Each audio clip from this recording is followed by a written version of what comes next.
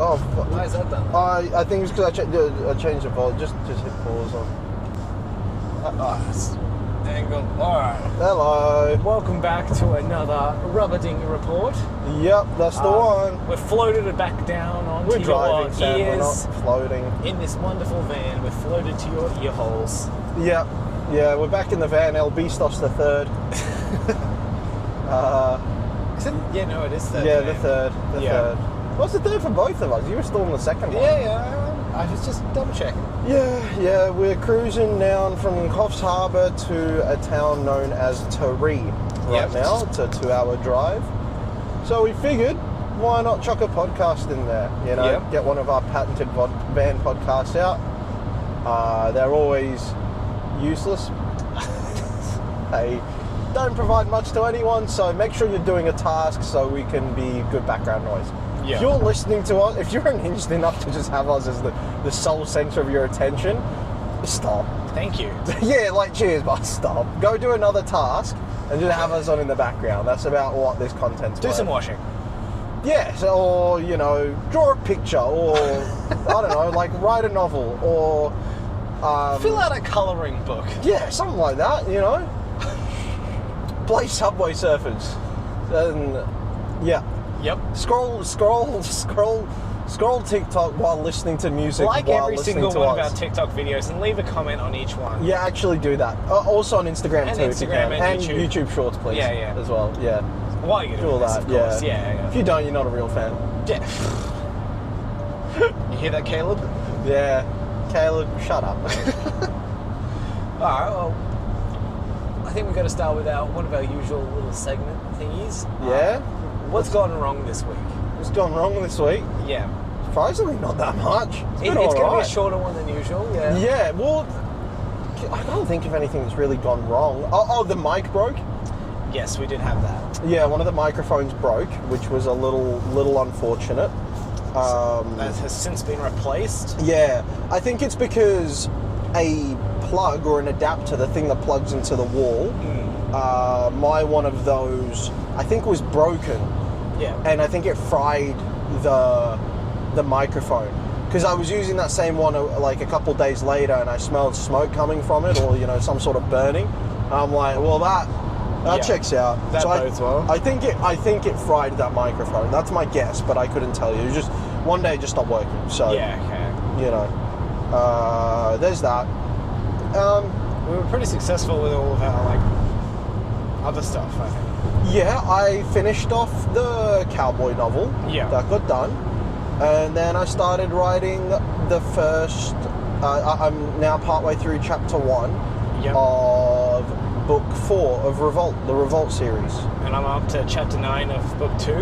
Yep. I was a bit slower this week. Yeah, because we had have a to couple go things, into but overdrive when we return. yes, because going to be some busy weeks ahead of me. Yeah. Because we need to get that done before you go on holiday, because that is going to be crucial for September Comic-Con and both Comic-Cons in September. Yeah. Right now we're headed down to Supernova, which is the second kind of We'll see how that convention compares to our Comic-Con experience. Mm-hmm. And Yeah, very much so. It'll be interesting. I don't know how it's going to go. Yeah, I imagine there'll be a lot of crossover in the crowds that will appear at both. However, I feel like, I don't know, I'm just making assumptions in my head. I genuinely have no idea. Yeah. Comic-Con wasn't exactly how I expected it, so hey, maybe this won't be as well in a good way. All I know is I have consolation, which I love, in Thick Cookies having a stand right next to us. Yep. That's all I need, man. I'm going to eat my cookies. And I'm going to from be happy. Sizzle, if you want to hear more about that, check out the Becoming Authors. Yeah, and I'll to also explain it. see him. Oh, yeah. easily. That will be in the first episode, I imagine. Check out both episodes. Yeah, because we're going to do 2 episodes. They're probably both going to be like 2 hours long. Yeah, they'll be both out before this one. Yeah, they will be. Actually, funnily enough, they will be. Yeah. Probably Tuesday, Wednesday they'll both be out, and they're going to be lengthy watches, but hey. If you're a true fan, you will watch them. Yeah. Or a true hater. I feel like a true hater would also watch them. If you have strong emotions. Yeah, if you have strong emotions. If you're not Sam, then, then watch. And if you're haters, that's fine. Just leave a hate comment. That's all good. As long as you leave a comment. Yeah. That's all that really matters. Well, we got 2 comments last time. Yeah. Or we get a bunch of comments like here and there. Yeah. We don't usually get them on the long form content because I think that's just something people sit through and watch, which is, all well and good. It doesn't really get to a point. Like, I know I've never left a comment on a YouTube video before. Yeah. I don't know. I'm just not one of those people. I think some people do, some people don't. But I did get 2, but they were both from people I know. One was you, Caleb. For some reason, asked for 2 of the boxes that we were carrying and the entire series of the manga Nana. So, I don't know what that was about. And then there was another comment from a friend of mine, Daniel, who asked if we could do a giveaway on the Honda Accord seats that we've got as our podcast set. Now, I don't know if at any point we suggested a giveaway. No. But that's 2 different comments just asking us for things. And I'm not really sure why. Yeah. Do you know why? No, I don't think we've said any giveaway stuff. We may have talked about like we might have said something about the 1,000 subscriber. No, that was to do a podcast on a river. No, we said we'd give away the bag. What bag? That's what you spray painted. No, that wasn't a much earlier video. This was the last one where we went to Bunnings. Yeah, we didn't talk about giveaways. No, I didn't think so. At least not to my memory. Yeah, I don't know. We'll 2 comments about that. We'll have to see if there's any more. Caleb, leave a comment, please, mate. Yeah. Leave some sort of comment. I really enjoy your comments. They can be about anything. My favourite one was when you told Sam to oil up. That was a good one. That was one of our better comments. Yes. And that was before you'd even met Sam, which was even funnier. Yeah. Fucking this camera's not liking me. Oh, that's fine. Not much does. Oh, such is life. Yeah. Such is your life, man. Everyone loves me. No, I got a big ego from when it was a little clip where I called My Hero Academia fan perverts. Yeah. Just stand by. You're a pervert. Not in a good way like Sam, like bad ones. Shortcut road. We should be going on that. Yeah. Maybe that would get us there in 5 minutes.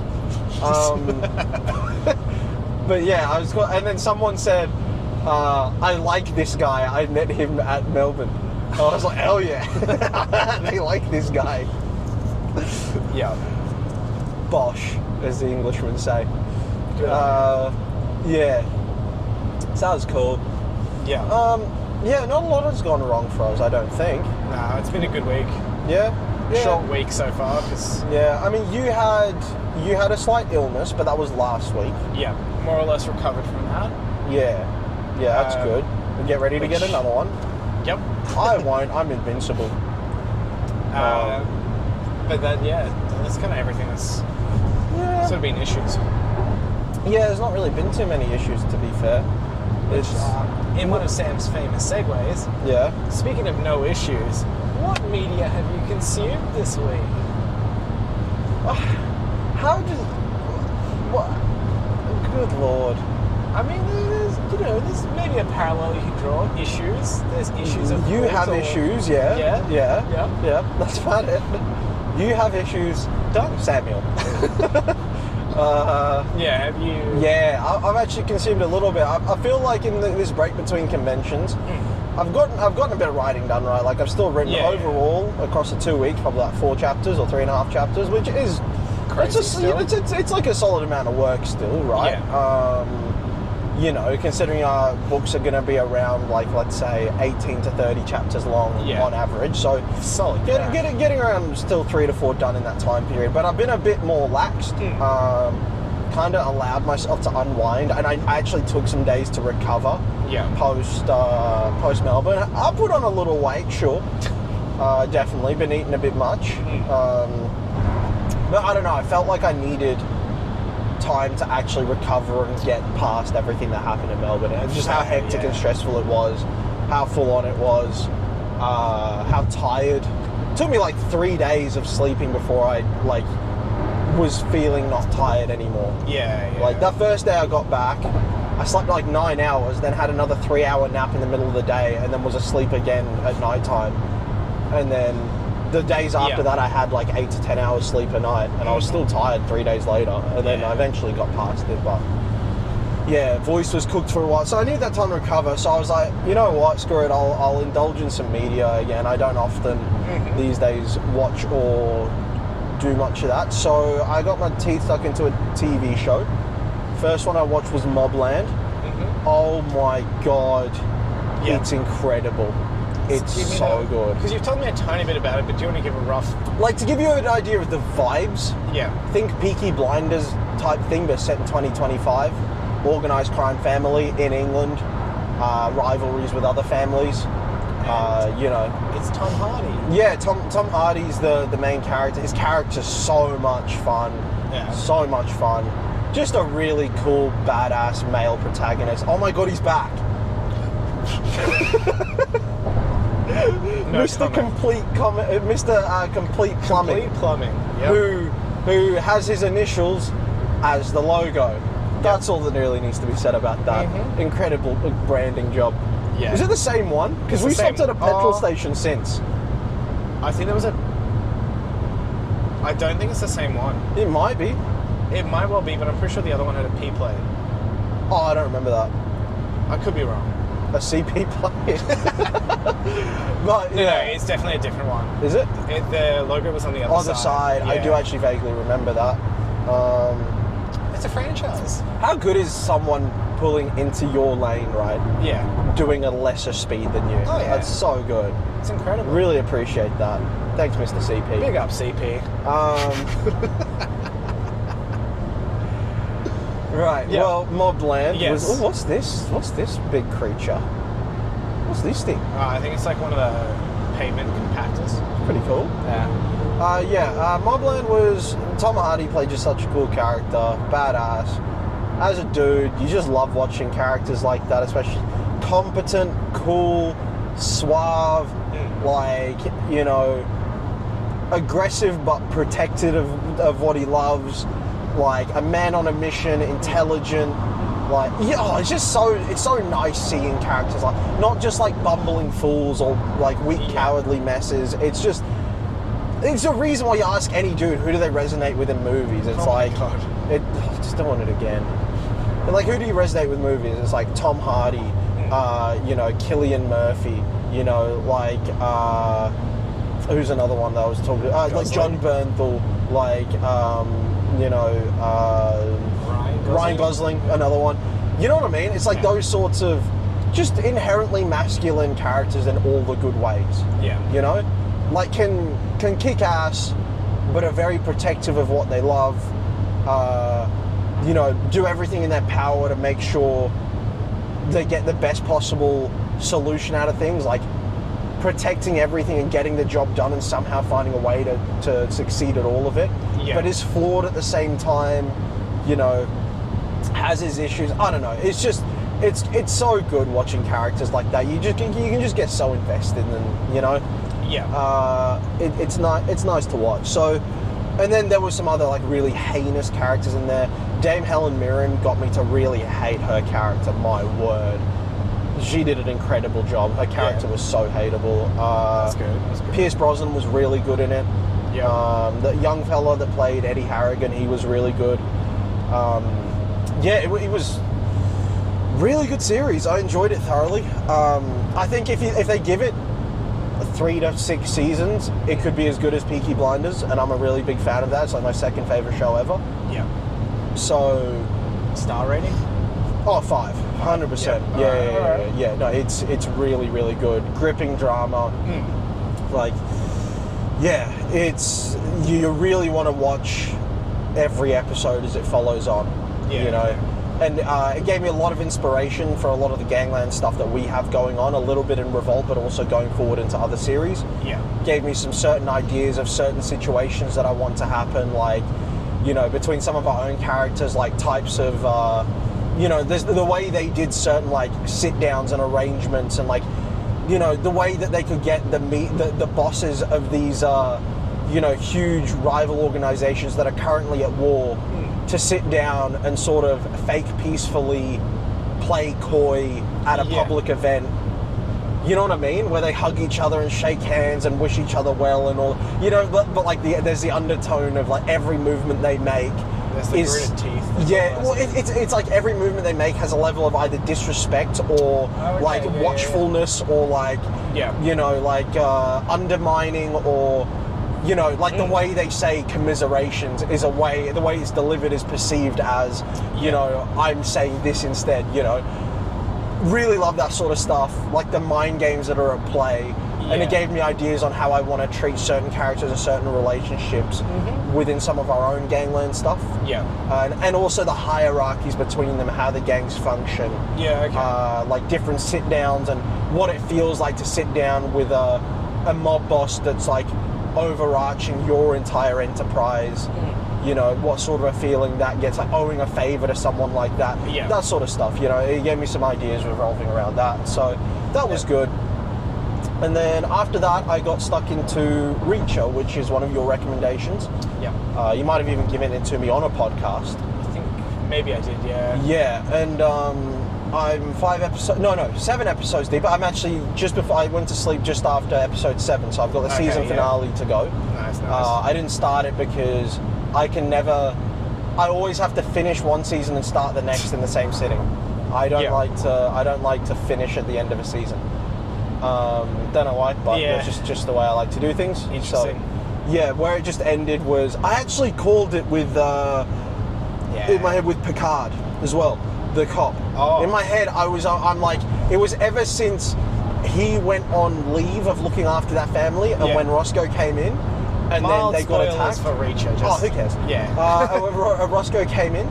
Yeah. I was like, something ain't right about. Like, I immediately had my suspicions on him. Yeah. I was like, that Picard guy's. There's something going on there. So literally, that episode ended with Reacher walking in and going, "I think it's Picard," because Picard has a gun pointed at him. Yeah. So I was right about that. Yes, was the. Mm-hmm. I was also So.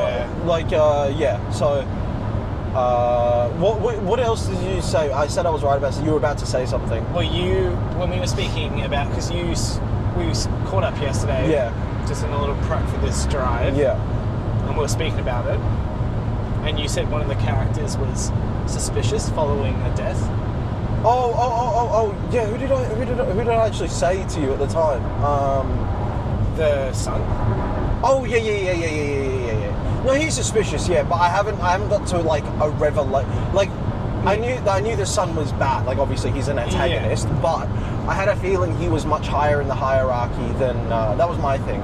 Yeah, I haven't got to a revelation about that yet, but I'm thinking maybe he is. Yeah, he's maybe was going in over his dad or something, or I don't know. Yeah, there's something there because the nephew's dead now. Yes. Yeah, he got murdered in the pool. I will say I hated that scene. Really? Yeah. I really loved the rest of it. I hated the fact that this 5'6" dude with a crowbar was kicking the shit out of Reacher when he's shown in previous times how easily he can dispatch of people with even military training or whatever that have weapons. Yeah. Right? Like, he's shown it. Why is this 5'6" little run? And the way they choreographed the fight, there were openings for Reacher to attack. And the moment he got hold of him, that should have been fight over. I think, completely. There was some stuff that inside the house that he should have finished it then. Yeah, definitely. I just think that dude got way too many hits in. No, for sure. And at times where, like, Reacher was covering up and blocking, which is fair enough. Yeah. But, like, as it's shown that these crowbar hits, the way they've directed it, shown these crowbar hits, he can kind of, like, glance them off. Yeah. As shown by where he's getting a shower later, he's barely even covered in bruises, right? Yeah. You know? So he can take the hits. Yeah. But this dude, again, the size, it's 6'5" versus, like, 5'6" and scrawny. He should be grabbing hold of him, tearing to the ground and mauling him. Like, take one of those shots on the arm, like, as shown he can do. Yeah. If that was breaking his arms, I'd go, you know what, fair enough. But it's shown that it isn't, right? He should have literally grabbed hold of him, and that should have been the end of it. I hated the fact that just because he was an antagonist that was brought up a few times, like, you know, a semi-main henchman, that all of a sudden he should be a tougher fight than a military trained dude or a boxer or a this or a that that's had like a weapon. I just really hated how dragged out that scene was, and the fact that it ended up in a fake death for him. Yeah. You know, I thought that was stupid. But the rest of him taking out the other 3 guys was really good. I just thought that was how it should have gone with the 4th guy. Like maybe he takes a few crowbar shots and then that's it. The game over, strangled, done. You know.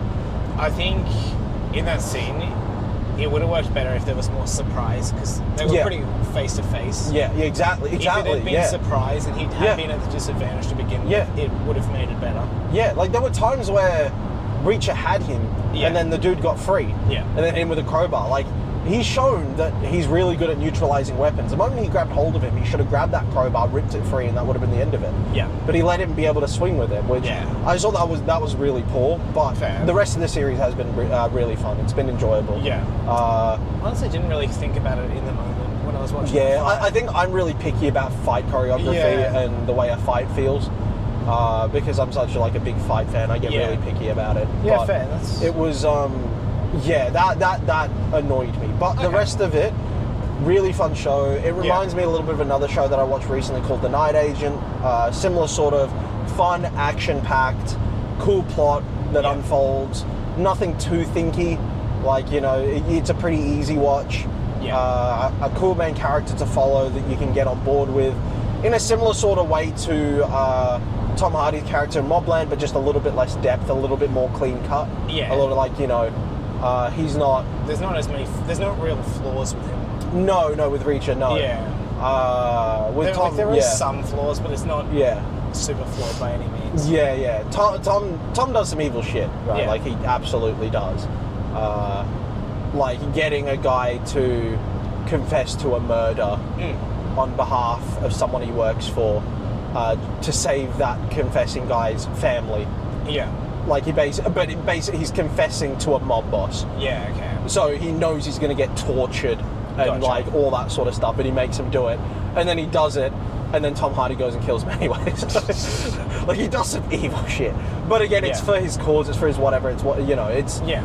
It is what it is. I think that sort of character still appeals to males because you can understand, the reasoning. It's sort of, you know, he's got to look out for his own, look out for his job, his bosses, this is that. So, but he does do some vile stuff.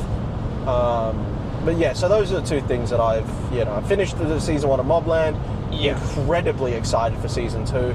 Yeah, okay. And I'm about to finish season 1 of Reacher. I might, if they got TV with internet connection tonight, I might just chuck on the final episode while we're chilling out, because we'll have a few hours to kill. But how about yourself?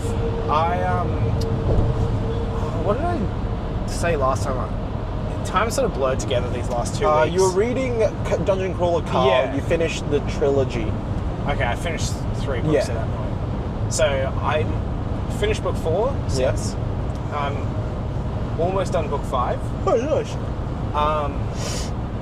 I spoke to you last time about the character who was the changeling who could, who could absorb the metal and stuff and put it in their body. Yeah. So they kept her around for book 4, but as of book 5, they're split it up. Yeah. She's doing other things, which is nice. So you got, because it started with the 2 characters, Carl and Princess Donna, the cat. As the 2 who are working together, they've added Katja, the changeling. Yeah. Now they've sort of added in to their party the disembodied head of a sex doll possessed by one of the gods of this world that was added to this sex doll's body by sort of an accident, but is now stuck in there. Right. So they're referred to as a withering soul. They are literally immortal, and they can't escape the body. Right. So... What's the author's name? Carl Dinneman? Oh, no, not Carl. Something... Matt Dinneman? Okay. I'm going to double check that, because... Matt Dinneman. Okay, cool. Right, okay. And what's his relationship with meth? Oh, there's a lot of batshit stuff in this series. It's intentionally batshit. Yeah, no, I can tell. Yeah. Yeah, that's cool. I mean, it's funny. Yeah. But it's how they use this head, which is... So this head is not a crawler like them. They're not a dungeon participant. They are one of these gods of the dungeon. Sort of thing. So it's an interesting relationship they have. Yeah. They're with some of the plot stuff, which I'm not going to delve too much into, they've come to the agreement to work together. Yeah, okay. This head is now... Is the Freakazoid on camera, by the way? Oh, no. Oh, we brought him this time? No, it's probably a bit too low. We got a... Beautiful. Hell yeah. Welcome to the podcast. The second host. Freakus. El Freak Boy. El Freak Boy. We've got to get him a little sombrero. By the way, I said I was going to spray paint him chrome? Yeah. You'll never guess what I saw the other day. Oh, no. I saw a chrome version. But yeah, go on. So, the plot's getting a bit harder to talk about without mentioning previous books and stuff. So I'm still going to try and not talk about it. Yeah. But they're using the head as almost a distraction for them to do everything because it's immortal. Yeah. So he's currently got a... Is it called... That sport where it's sort of like lacrosse, but it's... Polo? No. It's Chistera or something like that. Ooh, let me think. It's like the big hook thing. I know there's hurling. I know there's lacrosse. Yeah. Do they knock it against the wall? I believe so. Okay, I think I've seen it before. Then they've got the big scoop under the ball, thing, and then they knock it against the wall, and they've got to it's like squash, but with like a lacrosse sort of. Yeah, I know the one. I have no idea what it's called. I think it's called Chistera or something vaguely along that line. Okay, yeah. At some point, he got the skill. Oh my god, they don't hurl the head around with it, do they? That's fucking incredible. That's so good. Hey, Sam, do you mind doing me a favour? Yeah. You might grab this whole thing. Yeah. I am going to dehood. Yeah. It's Here at the Godsend Saga, we do everything safely. Yeah. Well, sometimes. What speed are you at, by the way? Because it's 100 zone. What's safer? Me removing a hoodie, right? Or heat stroke. That's what I'm saying. You know. I was warm. Yep. I was very warm, and my Wimpy Wodonga had his back on, so we've reached maximum safety. Perfect. Yeah. And we're back to it. Yes. So initially. Yep. Because Carl's class he's rocking is basically like an explosives expert. Okay. So he makes bombs and like there's traps and stuff. So originally with Osama bin Laden, sorry. Originally he was using that hook thing to fling bombs at people. Oh, nice. But he got an attachment from a loot box which allowed the head to be thrown and summoned back to him afterwards. Crazy. So he's got... his class that he's building towards is a strength build. Yeah. Because it's video game-esque. Yeah. So he can hurl shit quite fucking far. Yeah, right, okay. So what they've been doing is they've been doing alarm traps, attaching it to the head. And the alarm traps, they don't play just like an alarm sound. Yeah. You either set a song. Yeah. Or it picks a random song that's been in the top 100 for like the last 50 years. Oh my god, is it using real songs? Yes. Oh, similar to like what we're doing. So they had a castle heist happen in book 5. Yeah. They flung the head with the alarm trap. Yeah. And Wonderwall by Oasis. Oh, that's so good. Was playing That's so good. Painfully loudly in this castle. That's awesome. While this head triggered. So how was the legalities and stuff? So how have they done it? They haven't done any lyrics. They just say the song title. Yeah. Perfect. That's exactly what we've done. Yeah. Because apparently the thing is you can't repeat the lyrics, but you can say song titles. Okay, cool. So at least we're in the clear for that. Yeah. You know, they do it as, and looking at announcer voice, peaking at 52 in 1984. Yeah, that's pretty good. Or whatever year it equates to the song. Yeah. And then it plays at like eardrum popping loud. Oh, that's good. Yeah. That's good.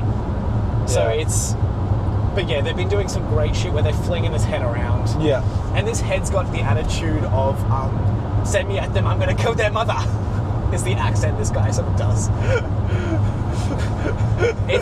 She just keeps wanting to kill mothers. Do you know what the accent is like described as? No, because they don't describe it. Okay. This guy's just the narrator actor. is incredible with his voices. You said he was really good at them. And he's got different voices for almost all the characters, and in my head, if you just read me the dialogue, I would say like something like a Scrappy-Doo type of New Jersey accent. Send me at him. I'm gonna get him. So this god is like a god of almost adultery. Yeah, right. As well. Well, so checks out. So it's she basically seduces kings. That's like her whole thing. Right. But her mother is seduced a king after her, so she wants to kill her own mother. Right. So basically, if she's mad with someone, she'll go, "I'll kill your mother." There's a bit of fun with that. Surely she's ripping your mum jokes. No. Oh, that would be good. She's a fairly serious character. Okay. But she does goofy shit because... Because it's so serious, I get you. And there's a whole lot of reason why she originated in a sex doll. It's because there was let's say a horny glass wizard. Right. Who fell in love with a fictional character. Yeah.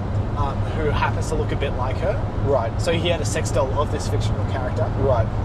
And in trying to summon this fictional character into the sex doll, he accidentally summoned this god into the sex doll's body, who got trapped in the body. Interesting. Yeah. Fair. This guy has an imagination, this author. I like him. Yeah. They've done the drug route as well of one of the earlier flaws. Yeah. There was a drug dealing emu, I believe it was, which was valid. Basically hyping up the hobgoblins. They would be addicted to drugs. What drugs? Oh, I can't remember. I think it might have been coke, I think. Okay. Yeah, but... That's pretty... Coked up hobgoblins is pretty funny. There's been a lot of fun stuff. There's probably a joke in there about that I probably am not allowed to say. I don't get it, so good. No, no need. But it's a real fun series. It's hard to put down. I'm very keen to keep reading. He's also in the background. Carl, I told you about. He's got this cookbook which has all the secrets of the dungeon to an extent. He's utilised it to kill one of the members running the management person. He managed to succeed in an assassination attempt. Yeah. But in typical protagonist fashion, it didn't work exactly how he planned. He got a bit lucky with it. Oh, okay, So his plan worked, but it happened slightly differently than how he planned it. Right. In a way that he couldn't have known. Okay. So there was a lawyer basically involved, which is like, I'm basically, you can sign your name saying that you did this and you can go back to the show, or I'm going to kill you, more or less. And because he didn't have proof, he didn't end up being able to be eradicated from the dungeon. But there's some fun stuff happening where he's doing all this stuff in the background to undermine the show. Yeah, okay. This is pretty fun. The current floor they're at is a hunting floor. Yeah. Where you can pay, if you're one of the external aliens, to be a hunter, to kill the players. Yeah. And they are basically, this has been the first season of this show, because it's a TV show as well. Yeah. Where basically all the hunters have been eliminated. Usually it's the crawlers getting eliminated. Right, okay, so there's been some fun stuff with that. Okay. That's pretty fun. And are you past the halfway point now in the series? I don't think so. I don't know how many books are actually going to come out. No, it's out of what's out so far. Of what's out, I'm over halfway. Okay, But I don't think... I'm assuming there's going to be 15 books. Okay. So I'm about a third how of the long way. are the novels? If you had to take a guess as to pages. Audiobook length is about 18 hours. Okay. Which is probably the length of our book 2 and 3 sort of stuff. Okay, sure. So... Yeah. Book 2 and 3, which are on the way. And are very good so far. I will say, one of the things that's difficult about writing is going back and reading book 1. Yeah. I'm just like, it's good, right? Like, it's a good novel. However, make it better. Yeah. But not in the... Just in the way that I've written certain things. Not even like... I don't know, just certain things on whether I, would head down them. I think I think maybe I stuck too close to the manga that I originally wrote. Yeah, okay. In certain things. Like, for example, like, obviously we're going to stick to it going forward and we're going to make the most of it. I don't know if I'd do kantos if I started again. Oh, yeah. Or, like, phrases for them and stuff. Yeah. I think I would just have different levels of activation. But I don't know. Maybe, maybe not. Like, there's certain things I'm reading it. I feel like dialogue has gotten better as the books go on. Yeah. But I don't know. Maybe it was just because I was opening to random pages. I was like, maybe that could have been a bit better. Maybe that could have. I don't know. Yeah. But yeah, it's okay because 2, 3, and onwards are sick. We can always do a 10-year anniversary remastered version when we get to that point. So. 10-month anniversary. Yeah, no, it's.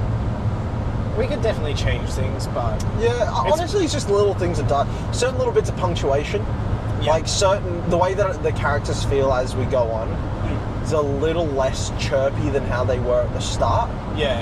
And a little less, I don't know.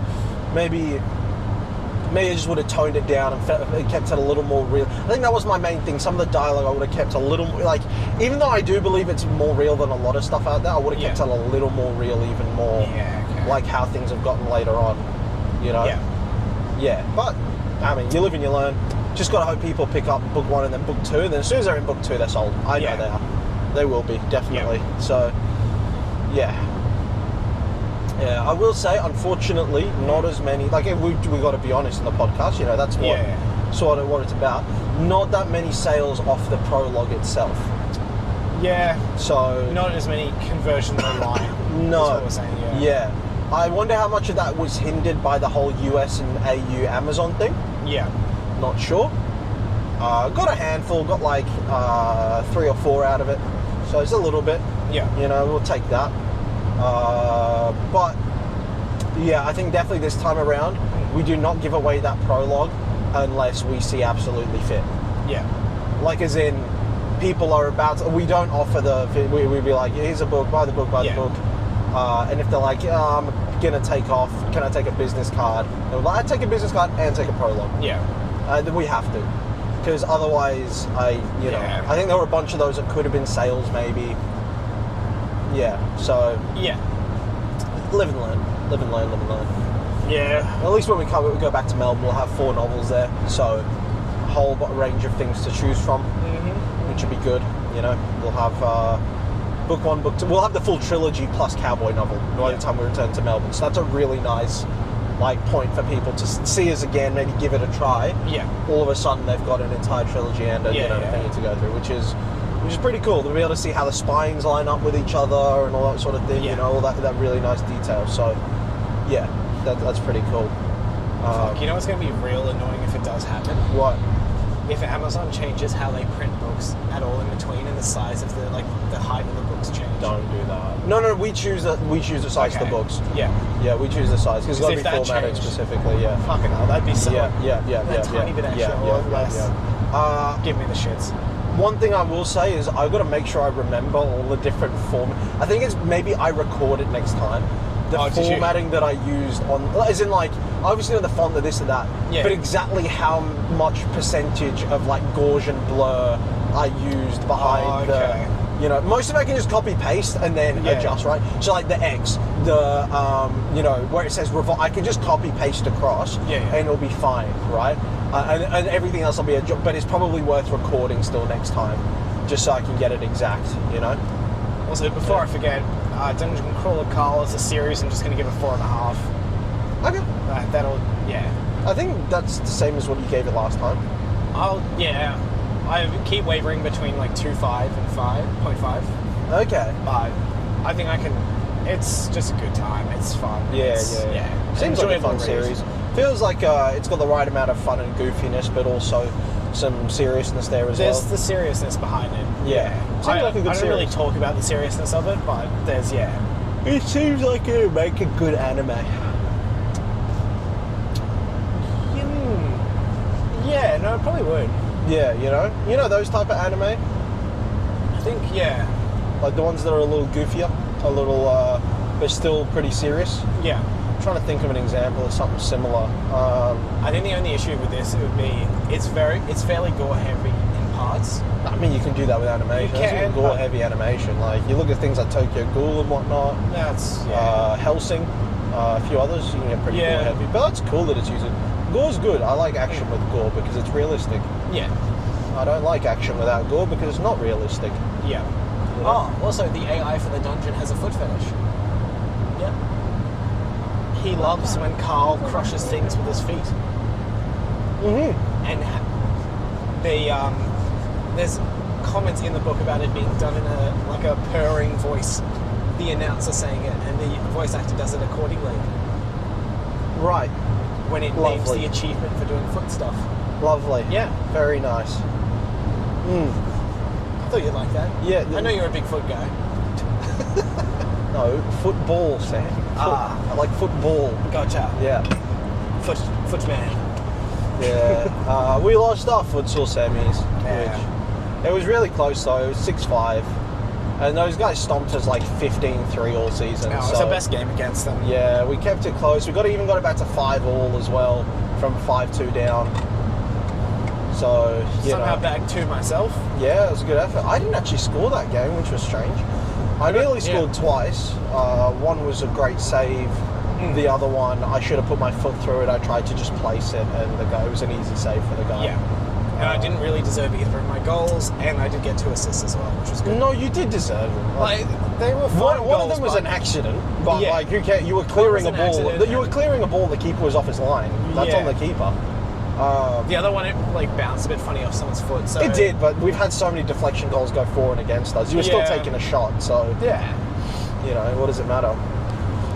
It was a good game, a hard-fought game. Yes. Heavy on the old cardio, a lot of sprinting to press players and stuff. So it was good. But yeah, what else has been happening? It's with Van Podcast, so no planning involved. You got any 30-minute tangents on immortality and nature to take us on? I don't have as a pre-prepared bit this time. Yeah, okay, that was a hell of a bit. Yeah, that was a deep dive and a half. Yeah. I did have a mildly, depending on how good the internet is here. Yeah. I have a song I'm going to play for you. Not allowed. Not a DMCA one. This is someone's just sung it from TikTok. Oh, okay. If we get copyrighted for it, I'm going to credit them and everything. No, it doesn't matter if you credit them. It's just it gets taken. I don't think if it's a legitimate song. It's not a legitimate song. Someone's just done a song. Okay, well it should be fine. Yeah. How are you going to play it? Are you going to play it up to the mic? I will. Okay. All right. Now let's just make sure I actually did save it somewhere. What is this? Oh no, did I not? Please not have saved, just so this can be a great bit. Oh, what a bit. We just... Oh, no! We looked for something, couldn't find it. Incredible. Let's go. Oh, I have found it. Oh, okay. Okay. Prepare yourself for an amazing song.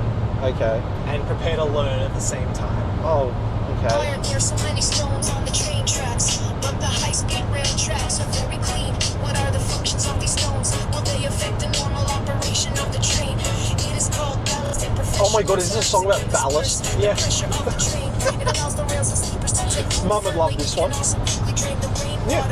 Yeah, Mum works for a train company, so she'd love it.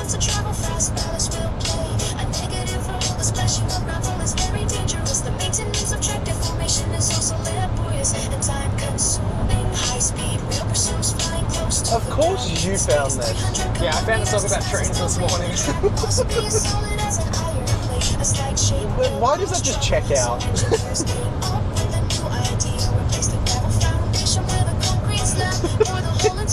You're so autistic. I give it a week before you know all the words. Okay, so do you want to hear why ballast isn't on high-speed rails? Or it is on regular rails? If you didn't take it in from the song, of course. Go on, tell me. So basically, in regular trains, ballast acts as a impact dampener. Yeah. Helps with drainage and also helps construct it. Yeah. Whereas in high-speed rails, if it was on, it needs to have a very solid foundation. Yeah. Because if there was any deviations, it would just not work. Yeah. Okay. So yeah. Yeah. That's actually, I know about a different form of ballast. Yeah? Yeah, ballistic missile, like the one you're sending your head. I mean, I also know about ballast and ships to weigh it down. Yep. Yeah, nice. There's the third type. God, you're so autistic. Why can't you be this autistic about, like, cars so we can chat about cars? Why you gotta pick trains and that? It's trains and sea animals. Why can't it be cars? You know, we can chat about different engines and car companies and stuff. You know? None of my interests are typically male. They're not typically human. But I'm gonna do at some point, I think, a report on the Brisbane City Cats. I'm gonna have. Are you trying to like lose viewer retention? I don't get it. This is fun. No, I get it. It's a wonderful interest, Samuel, and I will nurture and support your interest. Just please crack a joke in the middle somewhere. Done. There we go. Huh? Done. Yep. Yeah, we're good. But, you know, like, bit of information, a bit. Information, a bit. Not information the entire time. Yeah. You know? Sometimes we've got to get them laughing too.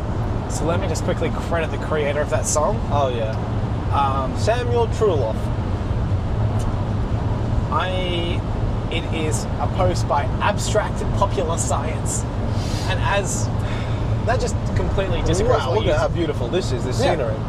And popular is the word I took away from that. So Yep. trains are popular. Well... You're wrong. No, they are, and it's cool to be interested in trains, but just, like, find some cool hobbies as well. I don't know, find some, like... Too busy riding. Too busy riding. I do more riding than you. I literally ride more than you. I don't know. Yeah, I do. It feels like someone's lying here. You. What? No? Unequivocally so. Yeah, that was my only pre-prepared bit I had. I genuinely did mean to do it for this one, and then I forgot about it. So thank you for reminding me. No worries, mate. I'm glad I brought it out here. Yep. We're currently travelling across some beautiful plains. Yep. It's quite lovely. Yes. Yeah, and it's actually a real nice day out. Not too warm, not too cold. Actually, it's 13 degrees outside, but that's pretty chilly. But I don't know what it's going to be like where we're heading. And we're going to be, after this stop, we're going to be heading straight to Bumpin. I do believe the street we need... because we need to go Nathan's We're going Nathan's, then we go Bumpin. Yeah. If we get the time, we'll box everything up. Yeah. And then we'll go Bumpin. And then... Yeah, I know the street it's on is Australia Avenue. That's where we need to look for. Yeah, okay. Now, question is there a permit or something that we need to have for the van? I'm 90% sure no. 85. Drops pretty quickly, eh? Yeah. We do have our passes, 4 of them. 2 for me, 2 for our friends, which we don't have. I think Jason's stopping by, so I haven't met him yet, which is nice. Yeah. So I think he's stopping by. He'll have a little pass. Quick shout out to Jason. Follow him on Instagram if you want to find out about his Brazilian Jiu-Jitsu journey. Yes, he's been posting about that, and also his art journey as well, which he posts about that as well.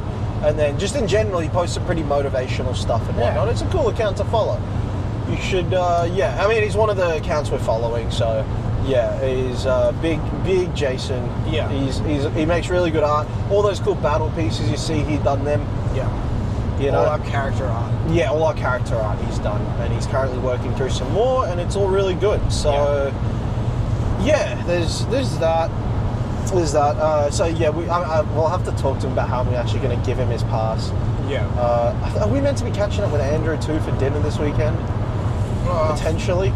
He said maybe tonight, right? But we haven't confirmed. I don't know. We should probably give him a ring or something. We also need to give Nathan a ring. He'll ring us. I don't. Okay. He's fine. He's working from home today, so he's alright. Okay, yeah. Cool. Yeah. We could also catch up with Jason. Catch up with Andrew. I don't know. There's a few people we could potentially catch up with. Yeah. Also, I am going to want to crash most evenings. These conventions finish a little later, 6 p.m. Oh, fuck, okay. But they start at 10, so, yeah. Yeah, okay. Yeah. So So same amount of time, but just 60 k's an hour road works. The horror. Yeah, so a little more time in the morning. Yeah. That's nice. That's all right. You know, I don't mind it. I'll have thick cookies to get me through the day. I'm so excited to try them. You have no idea. You'll be the first customer of the day. Yeah, no, I will be. If they're setting up now, I'm gonna ask them about them. I'm gonna be like, can I have some? Please. I promise I'll buy a shit ton more. They've got some interesting flavours though. Like, are you familiar with like the notoriously Asian flavour coconut pandan? I am not. Okay, Super. it's just like I know what it is, but I just haven't had it. It's just good. It's really good. Very mild in flavour. Very, not super sweet, not super intense, but a lovely flavour nonetheless. I have to ask if they do bread rolls. I hate you. Will you try a cookie? Yeah, I'll have a cookie. Yes! Will you try one of the fancy cookies? We'll see. It's basically just a stuffed cookie. It might be a bit too interesting for my taste. Oh my god, I hate you. I hate you so much. You have issues. Mm-hmm. Yeah, I mean, we'll have a few hours at the end of each day to kill. End of 3 days, to be fair. Because we're gonna finish at 6, and we usually don't get to bed till maybe like 10, 11 or something. So we'll probably have like 3-4 hours at the end of the day to kill. I imagine maybe movie situation. Movie. Like, as in on the TV. Where are we staying? I actually have zero clue where we're staying. Like, I do not. I've completely forgotten everything about where. Are we at an Airbnb? Are we at a motel? I think we're in a hotel. A hotel? Yeah. Oh. A cheap one though. Okay. Yeah. Do we have parking? I think so. Well, I don't know. I didn't do check-in yesterday. Wonderful Vivian did it for me. So I just. Do we know what time we need to be there? That's another question. Sam, for God's sake, I organise everything else. I ask you to do ACOM. Please get it sorted. I didn't organise it. It's on your behalf, like it's on your side of our duo. It is. Vivian organised it though. Yeah, that's fine. Thank you very much, Vivian, because you did it. You did more than like you don't even have that job. You just took it upon yourself. You. I will say I did put. Have you got Google Docs on your check-in 2 p.m. 2 p.m. Oh, okay. We can do that after that though. Okay. We're gonna have to ask about how we're doing checkout as well. Yeah. Well, it's the following day, isn't it? As in the Monday, so we'll be fine. But just because we're leaving in the early hours of the morning, we need to do anything special. Yeah. The latest we can leave by is 7, because we need to be back for 5. Don't you need to be back to do work for the day? Well, I'm already, like, unless we get back for 1, that's when, so I'm just probably going to work into the night. Okay. What I might ask for your little pretty please, can I have your help with, is while I get to work and try and pack orders, if you can get some of our stuff upstairs. Oh, yeah. Like, as in, like, the banner, try and unfill, get the set, because we got, like, 3 months, 4 months. Yeah. Like, try and get the setup similar to how we had it before. You know what I mean? Yeah. Just because I think it's worth it. It always looks really nice for our podcast sets and all that. So I might get you to crack on with that while I start getting some orders pumped out and whatnot, because I'm going to have a lot to do. Weirdly enough, this past week the business has picked up a little bit in terms of sales, which is nice because it means it's easier to cover the artwork and whatnot. Yeah. But that means if it keeps going like I'm going to have a lot of orders to fulfill on Monday night / Tuesday morning. So yeah. There's that. What else was I? What else was I just saying before? About hotel, and then I was going to say something about something. But yeah, so we'll go. I mean, we'll go to the hotel. Hopefully, the parking's not bad. Yeah, and all that. I'll do some investigating before we get there. But yeah, it was something to do with when you were saying. When I was saying we got to be back at 5, before that, it was just before that. We'll be leaving at 7. But we'll have a couple of hours at the end of the day to kill. Yeah. I don't know. We could probably watch a little bit of this, a little bit of that, a little bit of whatever. Yeah. Saturday night, I might chuck on the old wrestling for myself. I don't know. Yeah. We'll see. I don't know.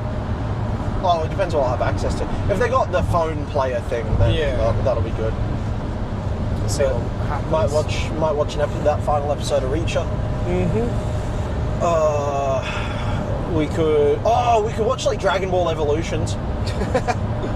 You know, the movie. That could be good. Yeah. There's other things that we've been meaning to watch, I feel like. We could watch just like a series of movies from my most beast mode movies of all time list.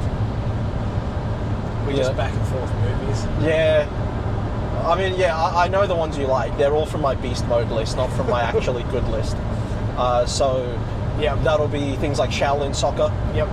That'll be things like Paul Blart Mall Cop. That'll be things like the Minions 2 Rise of Gru.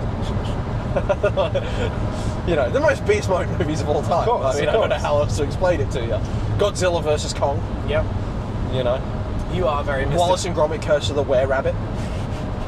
Like, these are all pretty beast mode movies. You are very Mr. Beast coded. Yeah, well... Oh, that's right, I was going to ask you if you had something on your phone. Google Docs. Yeah. Yeah, do you have it on your phone? Yeah. Like, as in, so you can access our documents? Should do. Search up the Black Hand epilogue. It's, I mean, I don't know if I want to mention the character, but there's a bit of dialogue in there. You should be able... I thought it was just a fun insult for a certain villain of ours who threw at his superiors at the time. Because I told you about that scene, didn't I? Yeah. I mean, this isn't going to be very good content for you guys, because I don't even know if I wanted to read it out. I want to see what you're... It's going to take a second, because it's going to re-download. Oh, yeah, okay. But yeah, just go to the Black Hand prologue. Oh, no, sorry, epilogue, yes. yeah. And, yeah, it's just a funny... It's one of those where you just list off a whole thing of insults. It's kind of fun. Writing the younger version of that character was a lot of fun. It brought me a lot of joy, because it's fun writing characters at different stages, because you get to explore different elements of them. Yeah. Like, you know, it's but yeah. So we got so you better find out the accommodation situation. If there's a cutoff to when you can check in, we can update the time we're checking in. Oh, okay, that's good.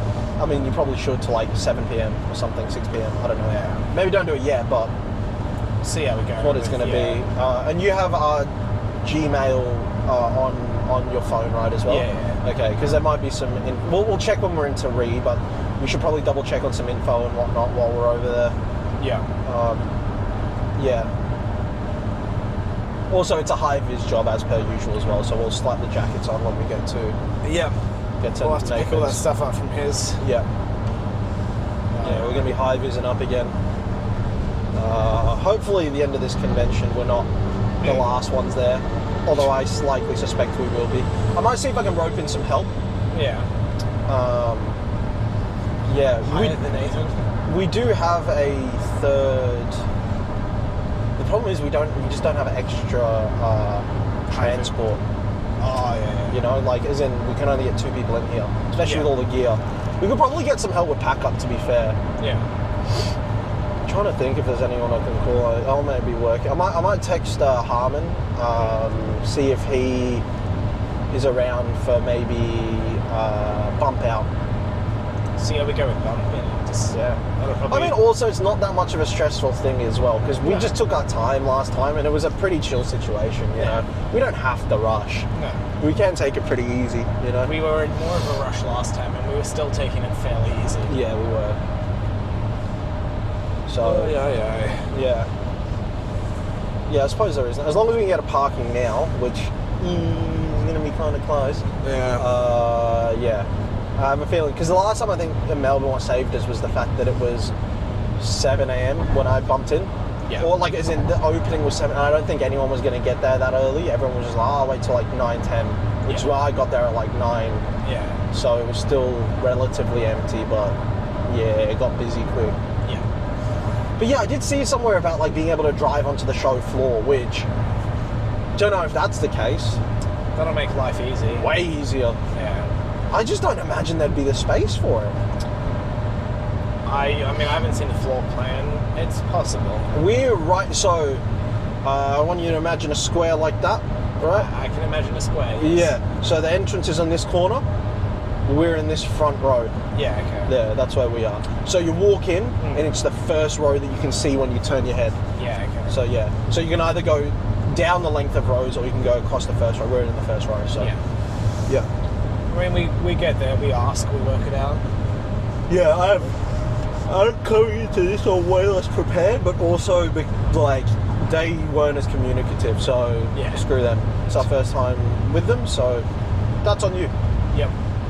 The other guys, Supernova was, Comic-Con was so good with us. Yeah. So good. Really communicative.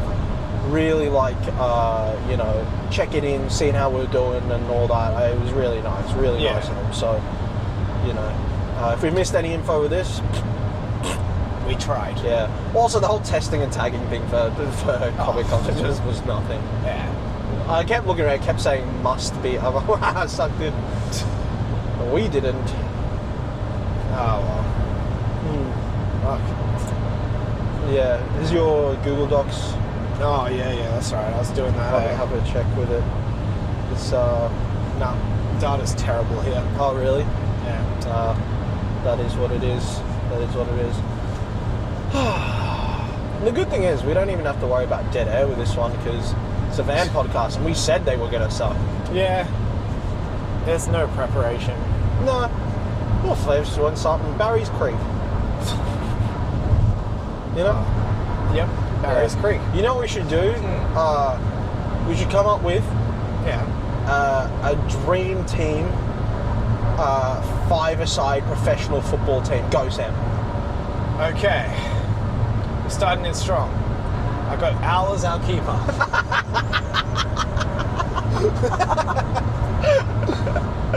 That's one. I don't know, maybe a James Simpson? Right, yep. Yeah. Will? Yeah. I see. Ooh, I don't think you make the cut, buddy. Now we need another striker. So, Struick?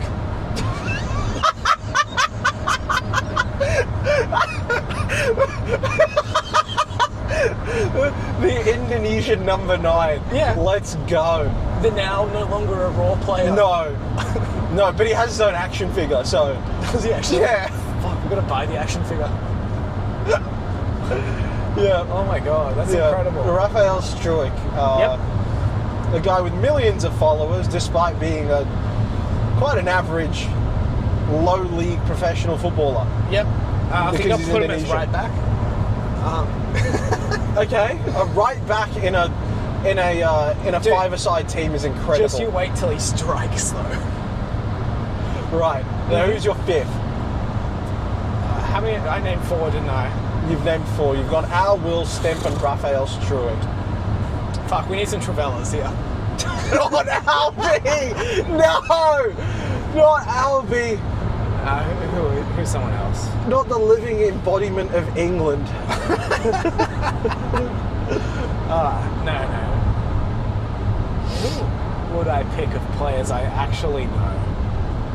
To join Stemp, Al, and Will. Yeah. They're 3 players I know. Yeah. Professionals for sure. Yeah, I'll pay them. I don't know, let's just put Usain Bolt. He seems like he'd do well. You know he's played professionally before, right? Has he?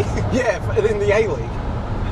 Really? The A-League signed him, yeah. What the fuck? After he retired from running, he got signed, played a few games, yeah. Was he any good? He was with Central Coast Mariners, I think. Okay. Yeah, he was okay, I guess, but it's just quite funny the level of the A-League that they could sign Usain Bolt, and he's like in the team. It's quite funny. What the fuck? Yeah, no, he loves football. Like, he genuinely loves football. Okay. I think it's his favorite. I read his autobiography once. It was like that and cricket are his 2 favorite sports. I mean, having someone fast on the team, yeah, he might not catch up to Stemp, but yeah. Well, he played in Soccer Aid last year, right? I think it was, or one of the charity matches where they got the celebrities and stuff on. It's so funny because he's so quick with such wiry arms and legs and a little pot belly. It's like he's got a pot belly, like just a little one. It's not massive, but it sort of pokes out through his shirt a little bit. But it's just so funny because he's so like lanky and tall and quick. With like razor thin arms and legs and whatever, just with this little pot belly. It's so funny. It's such a bizarre build. Almost the glow stick build. Yeah, but like without the height. Yeah. Also like mad athletic though, but it's just Yeah, he's just a bit chunkier now. It's quite funny. That's pretty good. Wow, that's... And of our gladiators, who do you think would be the best football player? Using their godsend, but secretly. Okay, to secretly mean they can't be caught? Yes, as in like no one knows they have a godsend, but they jump onto a football pitch. Okay. I got my answer. I mean, I think the obvious one is Aurelius. Oh, okay. Yeah. That's fair. I not fully know it because obviously using his shattering blade, right? Obviously using his sword that shatters into shards and he can still control, right? Why would you put studs when you can use your shattered blade? Yeah, and no one's gonna notice that one. Yeah. No, I was thinking his speed. Depending on how fast his speed is. Because we've described it as fast, but I don't know if we've set an actual I don't limit. like to set numbers because that's where power scaling nerds jump into things. But assuming he can move fast enough that he's not visible by the naked eye, he could quickly just knock a ball out of the way and then... He could, but then again, you got to think, here are some factors. Yep. Him kicking the ball with that force would obliterate the ball. I'm not saying he kicks the ball. No, but he's moving... so I'm saying he just, taps the ball out of the way, like a slight bump. Yeah. Enough that it just misses a player trying to kick it or something like that. Yeah, but also, don't forget, he's going to get caught moving at superhuman speeds. If he's fast enough, but you said he can't be. But that's what I'm saying. He's still going to be on the pitch. It's still going to be like, where did Aurelius go? You just return to the same spot.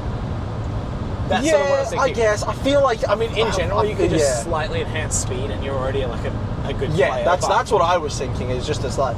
See, I've got a different shout. Yeah, Mr. Joshua Hahn. Mm-hmm. Because I think his wind abilities, he could put some crazy curve on the ball. Yep.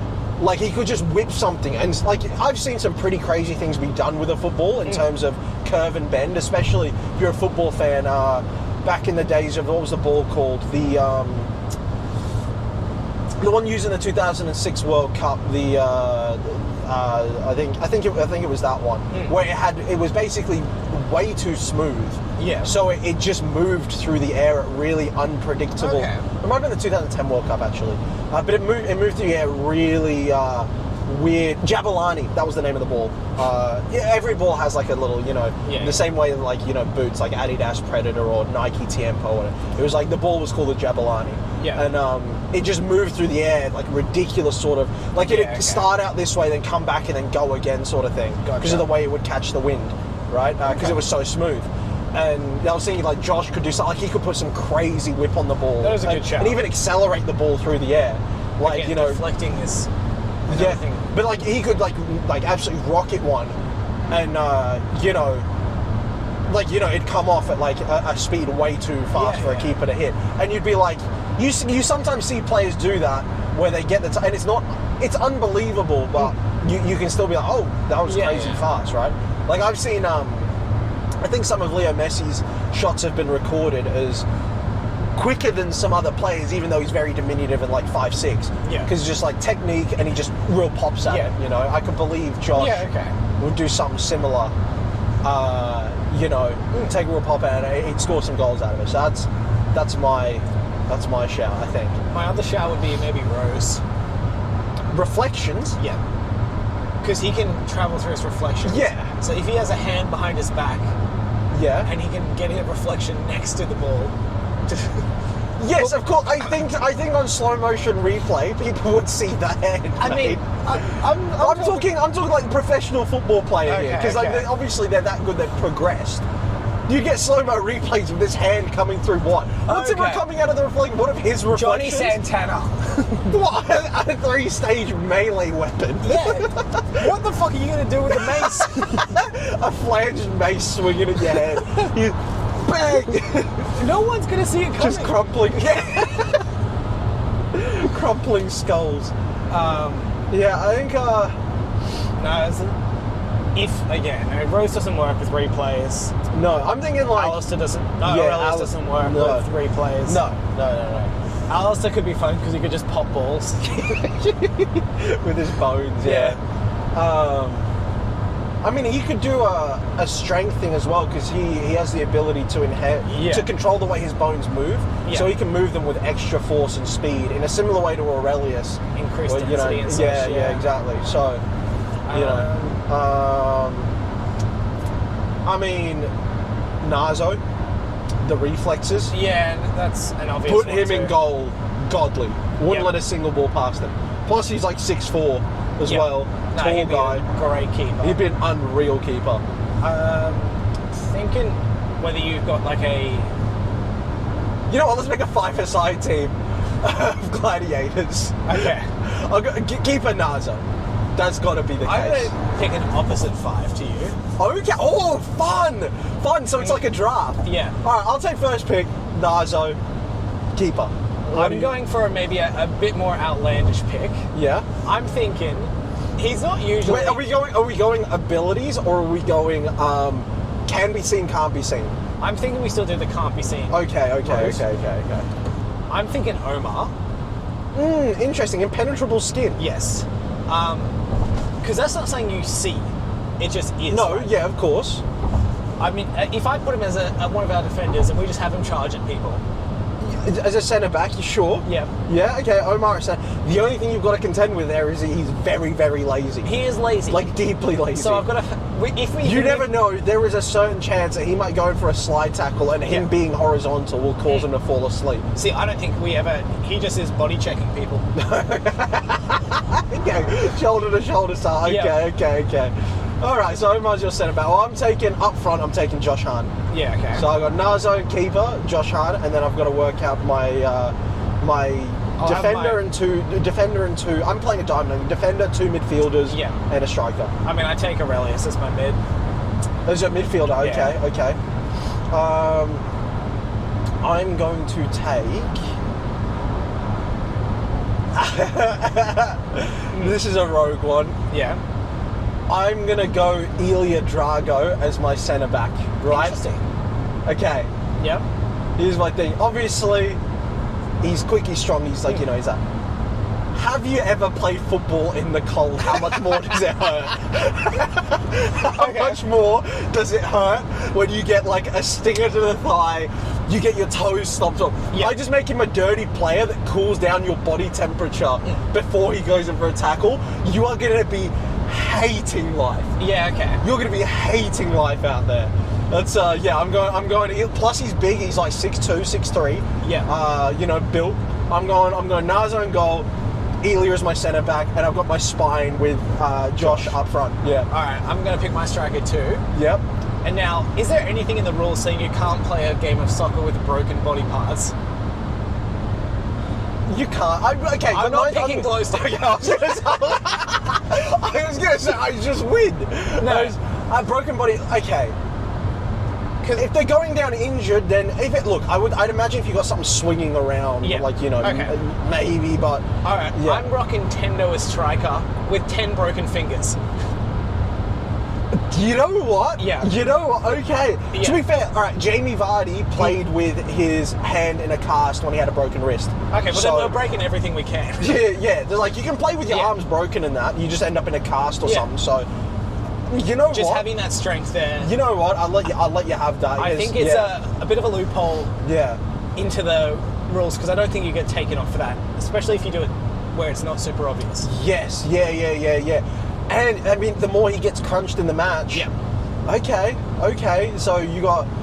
Okay, so Tendo's your striker. So he's going to be tall, big, like target man as well. I think he just charges at you with an energy to steal the ball, and there's that element of fear, even though he's going up against Ilya though, who is stone-faced. I think even Ilya, this charging madman with 10 broken fingers. There's a bit of menace in there. He is a man. It's his bowl cut that what does, or the bob of hair. That's what does it. Yeah. He's terrifying. The psychotic grin and all that. Okay. So now I've got to pick my midfield duo. Yeah. Now I'm gonna have to have a little bit of a think about this. Again, cannot be noticed.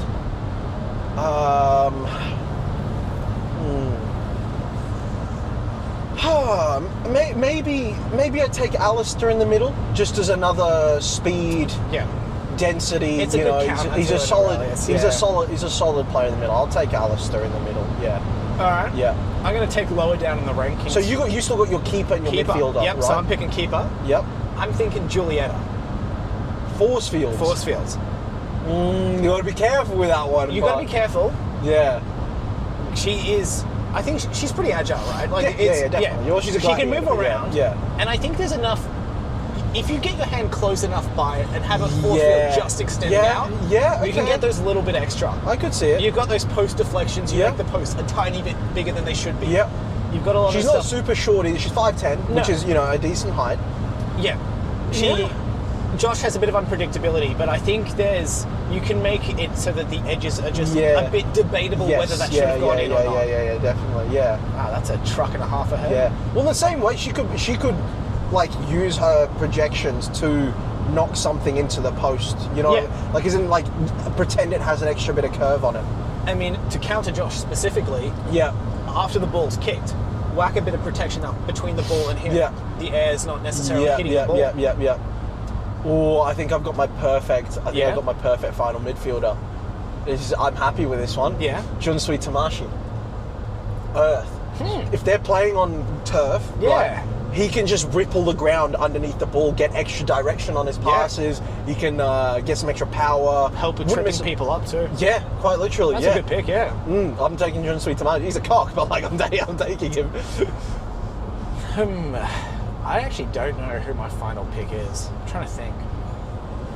I might even need to pull up the list. We've got the tandems to choose from as well. Yeah.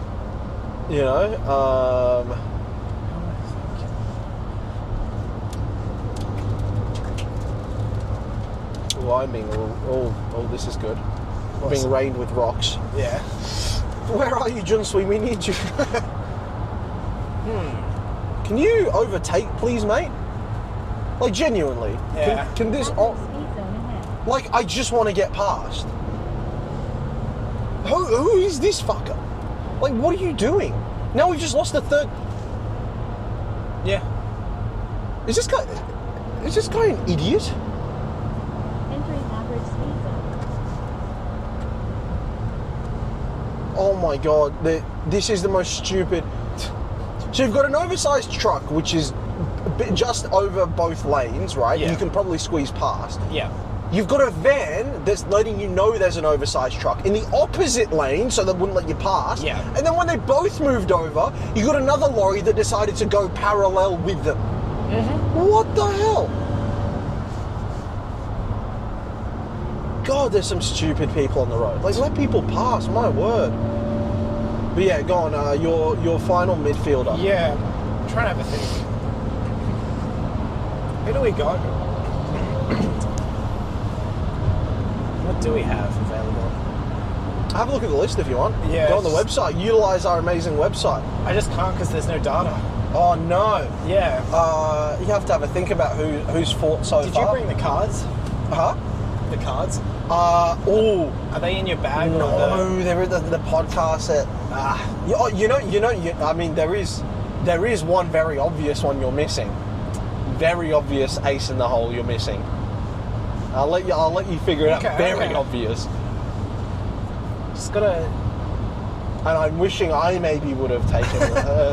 Well, I'm not mad because I'm happy with my. Maybe I would have swapped for Alistair, considering he's just bringing a bit of extra agility and power and speed, physical stats sort of thing. Yeah.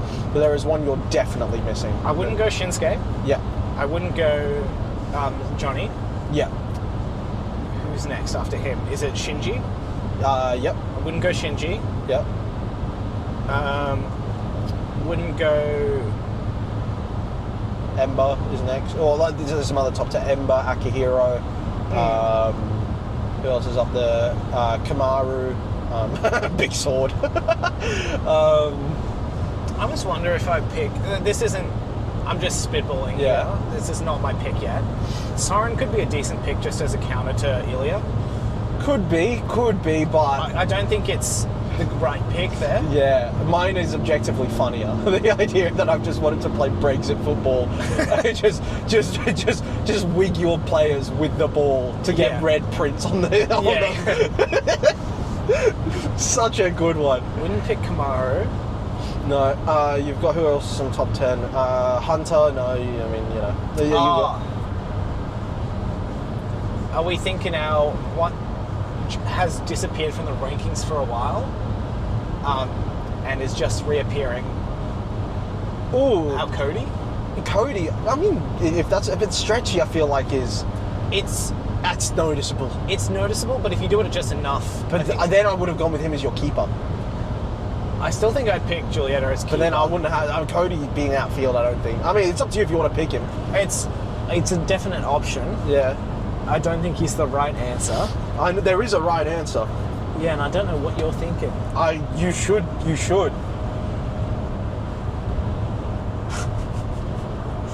All right. I mean, zeros. Regenerating. No. Oh, that's a cool little buggy thing. I would love to drive that. I mean, there's some goobers there that are objectively funny. Yeah, objectively fun. But we're talking about a good football team here. I wouldn't pick Shiro. No. My pick's Allegis. There you go. I was like, you could just take one of my abilities. Yeah. Or one of your own. You could Legis. just take Josh's wind and you could have the same thing. Eli's Or the right pick. Yeah. Yes. I was like, yeah, 100%. The everyman. Yep. Fills out the team. Yes, absolutely. Gifted in athletics. Yep. Exactly. that's the Eli's the obvious pick. perfect choice. Yeah. You know, That's what I was saying. Like, there is one you're definitely missing. Yeah, no, that is the right one. Yeah.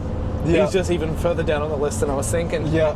Yeah, that's right, he is, because in my head, I mean, I'm further out of book 4. Yeah. So he's definitely not. Raised a little in the time. Yes, he has. Yeah, no, that's interesting. And yeah. it's the right pick. Yes, definitely. So to run over we'll run over the teams and their abilities. I mean, definitely my weakest one there is Omar. Yeah, I don't know if I would.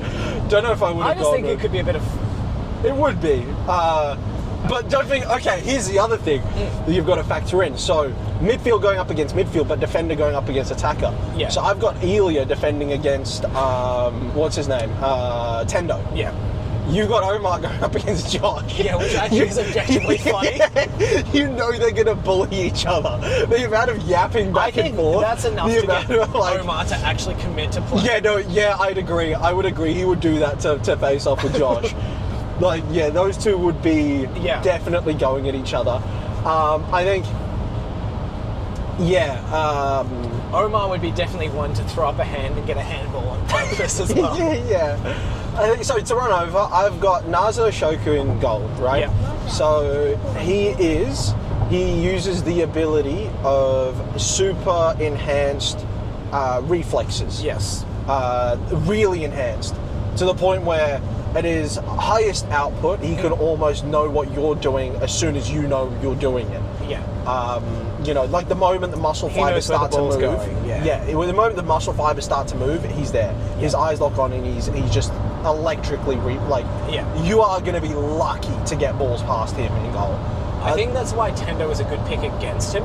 Because it's rather than accuracy, it's just raw power. Strength. Yeah. It's a rocket, which Nazo is capable to stop. Yeah. But I could also imagine Tendo doing something just like if he's not scoring, just dislocating his own jaw and then having another go. I could just imagine that. Yeah. So then I've got Ilya Drago at the back as a centre back. Yeah. He is. He uses the ability to change a temperature, like basically drop temperatures. And I'm exclusively doing that because I know how much it sucks to play football in the cold, taking tackles, getting your feet stomped on by studs, taking a ball to the thigh. It sucks. And I'm going to make everyone go through that. How dirty is Ilya, with fighting? Nah, he's pretty clean. Okay. But hyper-aggressive. Because he could be a bit dirty in this and just grab Tendo by the nuts and just give him cold nuts. You just have it uncomfortable for him to run around. Yeah, it would be. I don't think that's a good counter against Tendo, but against someone else, that could be. Talking about defenders grabbing strikers by the nuts. Yeah. Vinnie Jones? He's an actor. Yeah. And he used to be a football player. I believe so. So he was in Snatch, the tall, menacing dude. You know the one? I think so. So he used to be a football player, right? Like Premier League football player. And there's a photo of him grabbing a fella by the name of Paul Gascoigne, who's like an all-time great Englishman, by the nuts. It's quite a funny photo. You can search it up if you got data back. It's quite funny. We might. Have a look. What's his name? I got full Vinnie Jones. Just go Vinnie Jones nuts or something. Not to be confused with our favourite Berserk boy. Yeah, Berserk character nuts. Yeah. It's berserking Yeah. time. My dad once met him at a fish and chip shop, actually. I think you've said that, yeah. Yeah, he's. So I'd have Ely at the back with his cold abilities. Yeah. My midfield duo, Alistair End, can manipulate his own bones. Usually it's to form weapons and whatnot. But in this situation, he's going to be moving his own bones to enhance his speed. Yeah. He's going to be, put an extra bit of power behind the ball, that sort of thing. Yeah. His midfield duo is Junsui Tamashi, who controls the earth. Yeah. So I'm going to be using that to, mold the turf in certain ways to, get accurate passing, anything along the ground. Also like trip up players, that sort of thing, So, and then up front, I've got Josh Hahn, who has the ability to manipulate the wind. Yeah. So, getting some crazy bend on the ball, whatever, And then you want to run through your five? Yep. So, did you start from back? Keeper, yeah. Keeper So, Julieta, yeah. Lafay, at the back with force fields. Yeah. For keeper, to have a bit of extra reach, let's say, around and stopping the ball with force fields. Yes. Now, do have to be careful with that because it is somewhat noticeable if a ball hits nothing. It is. So, I mean, like, if we weren't just doing, like, no holes barred on powers, she could just whack off a force field across the whole thing. Yeah, but, yeah. alas, it is hiding them. So, yes, I think Nazo is the right pick for keeper. Yeah, I think he's the best I pick. think the other option there is Cody. I think, You could get like I reckon you could get that. If you stretch out the entire body while mid-dive, you could get an extra, like, almost a foot. Fair. Without being noticed, I feel like. And he's good at reading play as yeah, well. Yeah, so he is as well. Doesn't have the same reflex ability, but he's good at following people. Yes. But yeah, so I've got Omar in defence with his indestructible body. Yeah. Definitely my sleeper pick, my secret weapon. No, he's definitely a sleeper pick because he might be asleep when you start. Has a rivalry with Josh being in the Red Dragon Reserve faction together and having a bit of banter with each other. Back definitely. And forth. Yeah, especially Josh. That's the other key thing about Josh is he will be getting in the head of your. I don't know if you saw it. I didn't. Yeah, he will be getting in the head of your team. He's going to be winding them up like there's no tomorrow. Just thinking about my team, who actually gets wound up? Aurelius doesn't listen. Julieta would. Julieta might, but I feel like she... Eli winds her up just by calling her an alcoholic. He'd wind Eli up a touch. Oh, no, he would absolutely wind Eli up, yeah. I've gone for a very Tower of Babel team. You have? Yeah. I mean, prior to Nazo, you've got the three solos in there. Yeah. So sorry, I got Omar at the back for body checking with its indestructible body. Yep. Just being a brick shit house to clobber Josh. Yep. The other thing we got to remember is he's like 5'8". He's not huge. No. But he doesn't need height. No. He's Some built of the like a wrecking ball. Yeah. Defenders I've met are wrecking balls. So. Yep.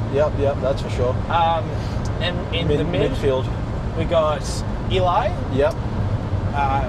One of the main characters. The ability to copy anyone else's ability. So I'm assuming all the players are basically going to be using their abilities more or less constantly. So pretty much. Got a lot to copy off there. So even one of his own teammates. Yeah. So he's got a very adaptable. He's probably the best pick I've got there. Yep. Can adapt to whatever situation is there. But yes, we'll get riled up by Josh. Yeah. Yeah. Absolutely would. Yeah. We've got Aurelius. I will say. Oh wait. No. Actually, go on. Finish and then I'll answer. Yeah. We've got Aurelius with his speed in mid as well. Absolutely not going to get wound up by Josh. Not going to get wound up by Josh. No. But does have the rivalry with Alistair. Definitely. There might be some stuff there with that, but I honestly suspect... I think we have to put a little of that to the side because I think they would kill each other. I think those two would put it aside for this situation. No. What I'm saying is I think we'd have to get rid of the bloodlust side because I feel like you put those two, they're going to want to kill each other. Like, there's not going to be a... Fair enough. Like, they're going to want to just break out into a fight. As of book 4, I think yes. I think prior... No, even prior, because don't forget... book 1... Don't forget, like, even in canon, just like every Alistair's been... Like, the carrying, the yapping they've been doing, the calling out, the this, the that, I do feel like... I think book 1, if you take them at that level, it isn't the same issue as it is later on. Maybe. But so... And then we rounded off with Tendo The more damage he takes, Yes. The stronger he gets. So the more broken fingers he has, the better. You just go wrist, forearm, You just break everything you can that in his isn't hands, required. hands and arms, and then put him in a cast. Nose. You don't need to smell. Yeah. Another 60 zone. Lovely, Yeah. So that's. The thing I was going to ask is, I feel like you've got the perfect captain. I was going to say, who do you want to make as your captain? But my guess is it would be Aurelius. Yeah, I think it has to be Aurelius. He's the perfect captain. Level-headed, intelligent.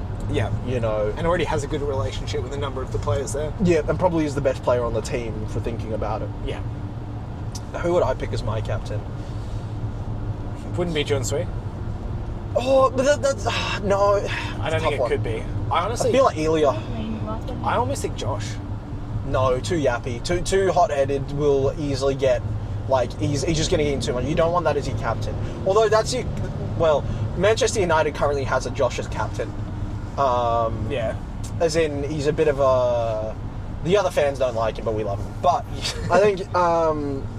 I think Josh could do alright as a captain. It's definitely not his traditional role. I don't think he's enough of a leader and it's either I think Nazo Elia. or I think it's Elia. I think has to be definitely Elia. He's already the ace of a faction. Yeah. He's similar. He's similar to Aurelius in personality types. He's just stoic.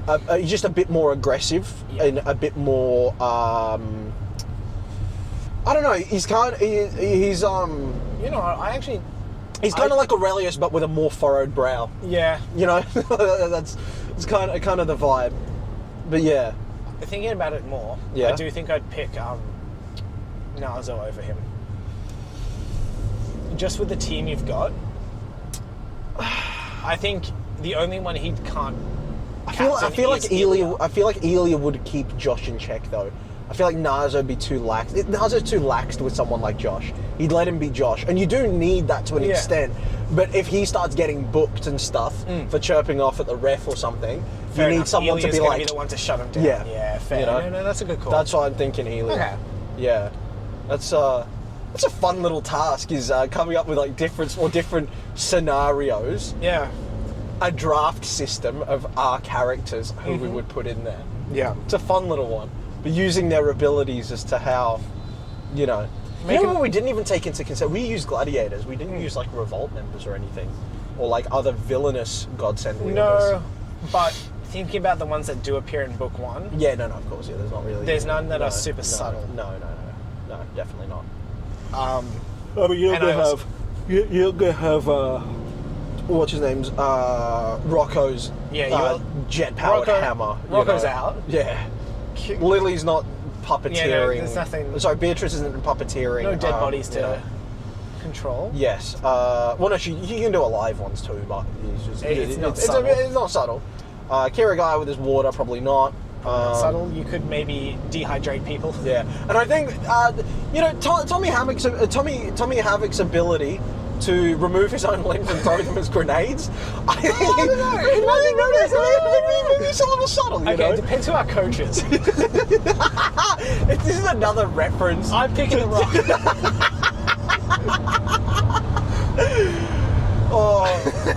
The thing is, I would play them the audio. You remember that audio message I sent you one time where I got AI to mimic The Rock's voice and sent 2 audio messages? Still, maybe the funniest thing that I've ever produced personally. But there's too many slurs in it to actually release. So, Were there slurs in that? There was some racial stuff. Okay.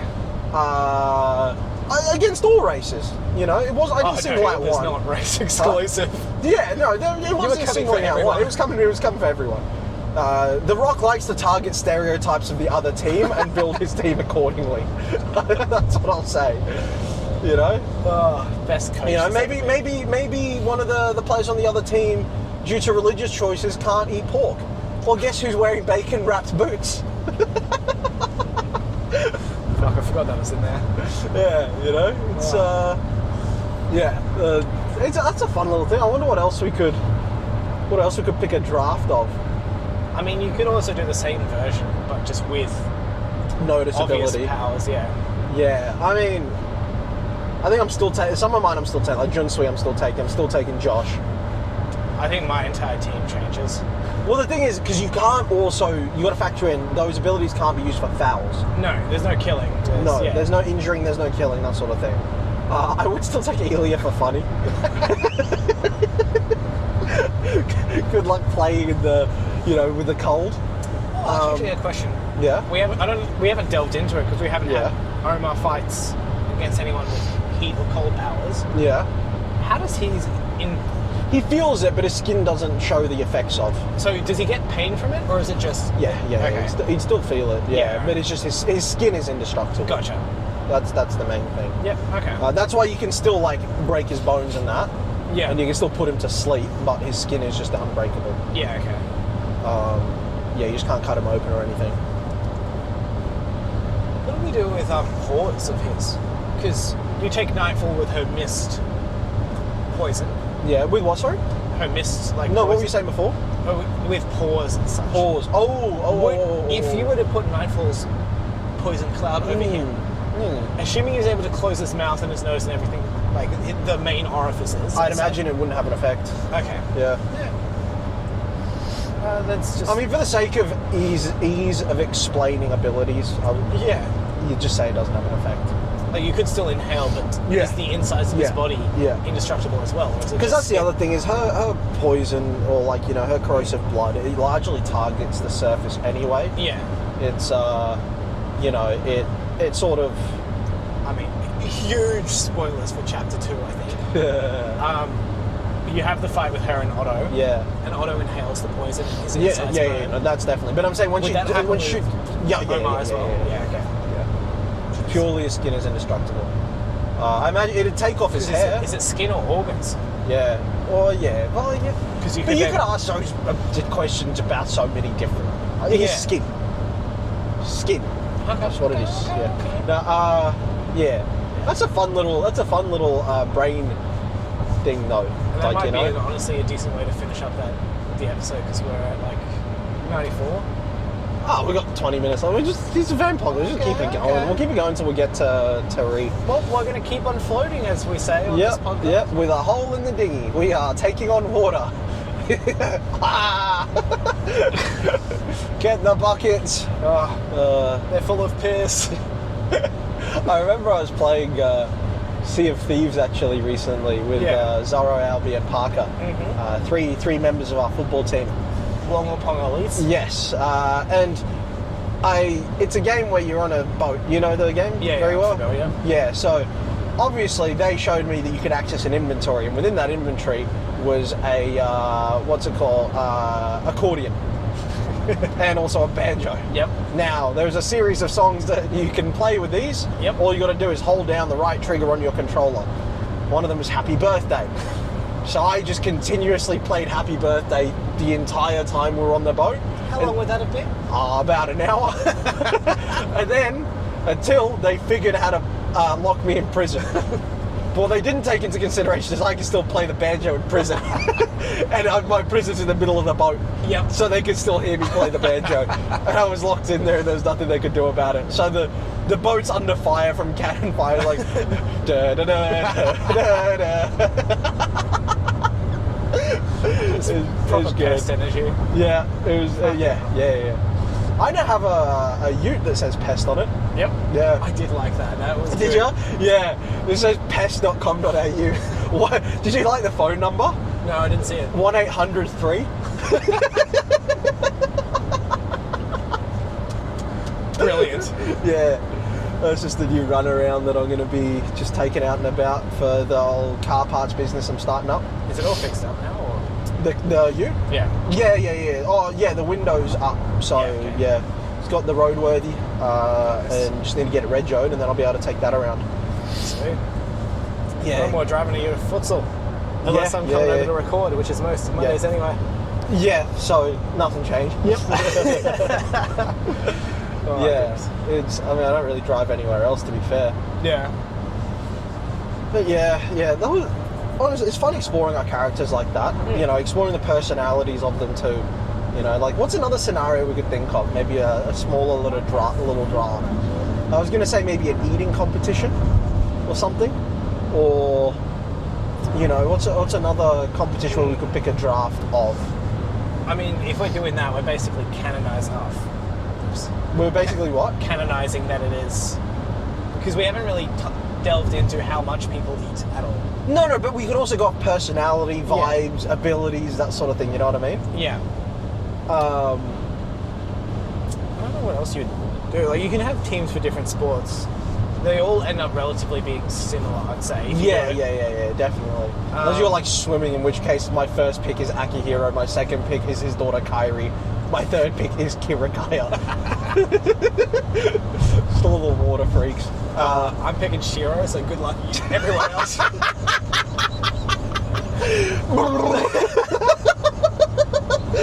Counted you, bitch. Unlucky. You wait till I throw in Ilya Drago again and he doesn't even dive in, he just freezes the pool with everyone in it. Well, then I'm picking Zero. He's still going to be stuck in the ice. I guess he can manipulate it around. No, he can manipulate it around him, so he'd be able to free himself. So it'd be Zero versus Ilya. See, my pick might be, if we were going to do the water one, and you're not allowed to like walk on the top. Yeah. You pick Shiro. You pick Aurelius. You pick Omar. Oh, why Omar? Because he's not going to get zapped. Oh yeah, true. And then you pick Tendo again, so he's getting paid and just going fast. How fun is Tendo's character? It's just fun to put him in a strange situation. But I love his character so much. He was an early one that I thought of. I can show you the sketches that I did of it way back in the day. He was one of the first characters I thought of. I just thought it was so much fun. So just the idea of someone that the more they get damaged, the more damage they do. And plus his look is so strange. Yeah. You know? If you head over to the website, you can get the Gladiator rankings, you'll be able to get a look at him. GodsandSaga.com. Yeah. It's great plug. He's such a cool looking... a unique boy. Yeah, guy.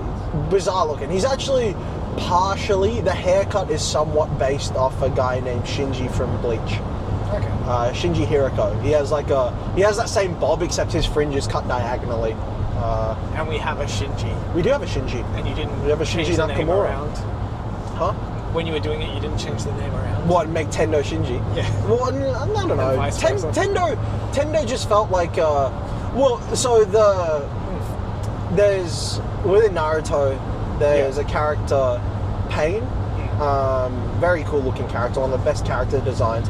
But it's actually 6 people operating as one person. I won't bother you with the lore and all that, but the main one, the leader of the 6, essentially, they've all got different names, like the Naraka path, what's the other one? There's like the animal path, there's this path. They're different paths of pain. Yeah. But the coolest one, which is the famous one, is called the Tendo path. Okay. And Tendo is also a Japanese name, but basically his ability is just like mass destruction. He can summon meteors to the earth, or he can do like basically a massive push where just everything's obliterated around him. Yeah, okay. So I just thought Tendo was a cool name. Yeah. Regardless, it's a Japanese name. I needed one of those, and I was like, you know what? With destruction, that type of vibe, I was like, kind of fits Tendo pretty well, you know? Yeah. So that was the reason behind his name. Not fair. Yeah. And then, I'm trying to think what... Let's say abilities can be used. Because I like that. Because with the swimming one, it didn't go as simply as I thought it would. Because, if I would have taken my first draft, I would have taken Akihiro. Yeah. If you took Shiro, that's lightning. All of a sudden, I'm taking Ilya to freeze. Then you're taking Zero to go over the ice. And then I'm taking probably, Mao to melt the ice. Or Soren. And then, it goes back. Then you're taking Kairi as a swimmer again. It'd be a fun one. You got a situation in mind for... No, I'm trying to think. You know what humour me? Eating competition, teams of 3. Okay. Based off personalities, but also can use abilities. Alright. But have to eat... The caveat, they have to eat what they're eating. I'll let you take first... I took first pick of the last draft. I'll let you take first pick. Okay. Is it food and drink or just food? It's an eating competition, yeah. Okay, alright. Who is it going to be for drink? I was going to say, if they can drink as well, give it to Julietta so she can compress the food and then just drink alcohol. crush food into tiny ass shit, chuck it down and just get on the piss. There's something funny. She's not like this, but I like to imagine that maybe Julieta. She's obviously so very prim, very proper. Like she's an alcoholic basically, but it's very like. She's very, very socialite about it. I like to imagine when she gets drunk enough, she becomes one of the boys. Get me on the chug. We'll take a pint. Just walking up to Eli after, we like to drink with Eli. So, just to stipulate some rules for this competition. Yeah. We're not doing any of the rows, just teleports the food. No. Gotta eat it. It's gotta be eaten? But abilities can be used in however you see fit to eat it. They don't have to be unnoticeable. So I'm thinking, what food are we picking? Oh. I mean, do we go the classic, the hot dog? Yeah, go on. We'll go hot dogs. Take your first pick. Okay, so depending on it, this will be a question of whether you'll allow it or not. Yeah. Mal. If it can be burnt and then eaten where it's just like ashes, it's not necessarily great to eat. No. Oh, okay. But is that allowable? Yeah, because it's still eating the same matter. Yeah. Gotcha. Yeah. I'll go with Mal then as my first pick. I think he's intense enough to commit. But he has to eat all the ashes. Yes. That's the thing, because you gotta... Yeah. That's fine. Okay. I was thinking for a very different reason. Yeah. I was thinking he starts chewing them, it incinerates the inside of his mouth. You know what I'm saying? Like, so it's kind of like, so he doesn't have to eat ash, he incinerates it inside his body. You could. You know, so at least it's more pleasant to eat. I'll stick with it for now. And his stomach's less full, you know? Okay, I'm going to go Aurelius. Speed up his metabolism. But connect him to a toilet. So he's just eating and shitting continuously at hyper speed. Interesting. Yeah. Okay. Because there's no laws to say you can't and if you say I can't have a toilet, well, I guess he's wearing a diaper. Yeah. Or he's going to shit himself. Okay. Yeah. Now, I just also want to assume this, because we're picking 3, aren't we? Yes. I'm assuming all 3 are working together for my team. You could say that, yeah. They're all sat in the classic 3-3, you know what I mean? Like, yeah. Sat side by side. Alright. My next pick is then Akihiro. Soggy food? Because they're ashes. A bit more digestible if they're wet.